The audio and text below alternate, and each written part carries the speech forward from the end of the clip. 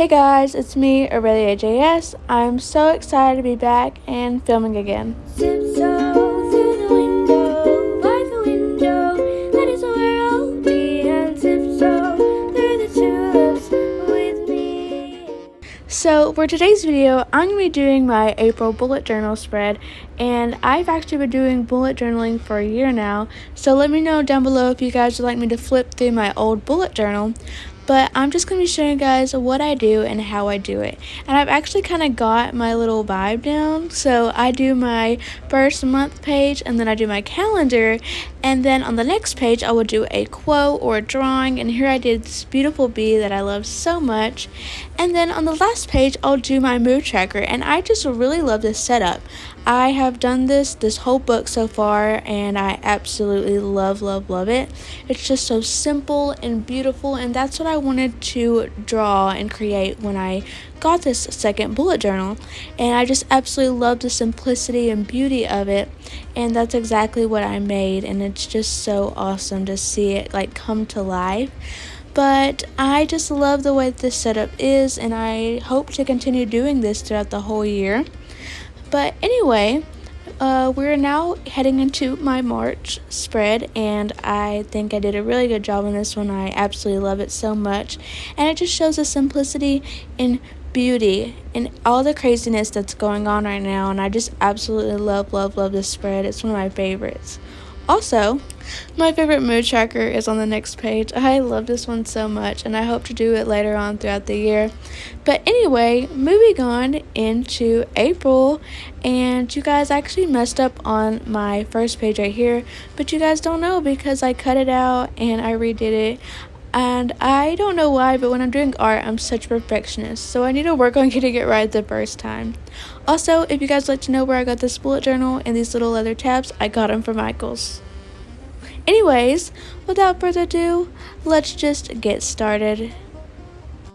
So since I've already done the first page, we're going to do the calendar, and I have the measurements on the screen about how many dots that you need to do, but I do know that each box is 7 by 7 dots, and I'm just going to trace around the edge with my ruler and my really awesome Micron 05 pen, and I'm just using the ruler to make sure that my lines are straight. And you just want to do this for your whole calendar, and then I'm just going to go and make the grid for the days of the month. So I'm just only going to be erasing where the dots were, because if you erase the whole thing, then it actually takes away the pigment in the drawing. So only erase where your lines are. Now here I am tearing out some brown paper, and I'm going to be using this to add more to this page. Instead of just drawing out everything, using the paper really helps add some texture. So for this right here, this page is going to be the April month, and this is how I letter it. I actually really like it, and I'm just going to put that in the left hand corner, and then I'm going to glue on everything else and write Sun, Mun, Tu, Wed, Thur, Fri, and Sat, which stands for the days of the week. And then here I am, and I am going to put down the 1, 2, 3, 4, 5 and go all the way to 30, because there's 30 days this month. And just taking my light gray pen, I'm just going to add a drop shadow. You can draw this, but this gray actually looks like a shadow, and I love it. And so that's why I'm choosing to go in with the gray to make the shadow. So for each one of the sides of my calendar, I like to draw something, and I have been doing a tropical leaf theme throughout this April spread, so that's what I decided to draw. And then I'm also going to go in with some white to add some highlights to my drawing and just make it look a bit more characteristic. And this is what my finished calendar looks like. Moving on to the quote page, I'm going to rip out this brown piece of paper, and I'm going to glue it onto this page. And then I'm going to draw to make it look like a page. So my idea was to have a piece of paper, and then I'm just going to have it taped into the page and have a quote on it. So I always draw tape. I do tape a lot, and I just like the way it looks. It just adds some character and it just makes it look really cool and unique. So I'm going to go within my white jelly roll and I'm just going to put it on the brown part, and then taking my gray pen, I'm just going to color it to make it look like a tinted gray tape kind of, and then using my black, I'm just going to add some effects. I don't know, but it just looks better. So me scrolling on Pinterest, I found this quote, "If you don't imagine, nothing ever happens at all," and I decided to put that on the page right here. And I just wrote it out in pencil first, and I'm going to trace it with my jelly roll pen. But when I actually was writing this, I actually got scared because I couldn't see it very well, so I just added some highlights with the black, and then I could see it a lot better. So this is what I just did to just fix it up.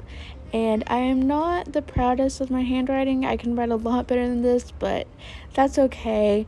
It still looks cool. I don't know. And then I just decided to add these little leaves, I don't know, to make it look just a bit more aesthetic. But I just wish I would have wrote it better.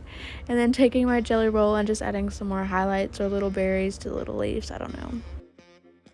So now I'm going to be showing you guys my last year's April spread. Oh my gosh, this is crazy. I just can't believe it. I was so proud of this little bee in my mood tracker. I don't know how I drew it like that. If you guys saw my other bee that I drew, I've gotten a lot better at drawing. But anyway, moving on to the mood tracker, I just decided to trace out a circle, and I don't cut it, I rip it because I want the jagged edge. That's a monster. Monster. So I'm going to go around this coaster with this black pen, and I usually use a Micron 02, but mine got messed up and I haven't been able to go out and get one. But if your circle is not completely round, that is perfectly fine, because we're going to be adding some leaves to the outside edges, and then I'm just going to glue on that little circle that we ripped out. And now I'm going to start drawing the lines. You're going to want to have 30 of them. And this was very hard to do for me. I could not get into the line straight. That was so annoying.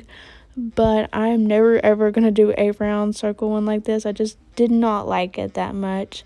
And then I'm just going to write mood tracker on it. And then now I'm going to go around it and add those little sprigs of leaves to it just to make it look a bit cuter. And these are very easy to do. You just want to draw a line and add a whole bunch of V's going up and down. And I'm going to add some more to kind of make it look like a leaf bouquet, but this actually added a lot to it. Now I'm going to erase all those pencil marks and taking my jelly roll and adding some highlights to the mood tracker part. Now I'm going to write all of the numbers, and this actually took a while because I had turned the book and all that, but at the end I still really like this journal page and I think it looks so cute. I just don't want to do the circle anymore. That was so much work. I did not like drawing the lines. And now I'm going to put my 2 emotions that I have literally every day, which is happy and excited. I don't know why, but I literally only have these 2 emotions unless I'm in pain for my braces. But other than that, I'm usually happy or excited, and I'm always excited to go to the orthodontist to see what other colors I'm going to get or anything like that. And my boxes are 3x3 dots, so if you want to know. But yeah,